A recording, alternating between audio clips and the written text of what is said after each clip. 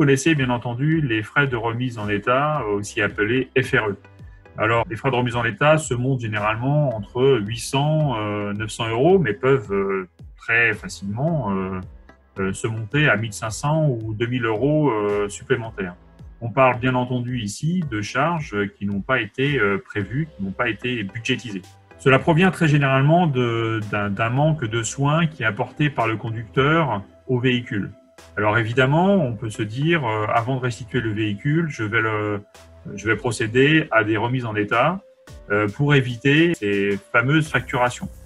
Effectivement, on peut y procéder, mais remettre en état un véhicule qui a déjà 3 ans ou 4 ans ou 5 ans, voire 6 ans, avant de le restituer à un loueur qui va appliquer une dépréciation plutôt que des frais de remise en état, ce n'est pas toujours la bonne solution.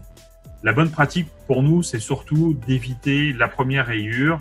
Nous savons tous que lorsqu'on a un véhicule neuf, on fait très attention. On va le garer à 1 mètre du trottoir pour surtout éviter d'abîmer les jantes. Lorsqu'on va aller se garer sur un parking, on va aller se mettre dans un endroit loin d'un autre véhicule pour éviter le coup de porte. Problématique, c'est que plus le véhicule va être abîmé, moins on va faire attention au véhicule, et c'est ainsi qu'on va se retrouver avec des frais de remise en état qui vont être importants à la fin de vie de la voiture. Si la première rayure arrive, alors la faire réparer. Comment ?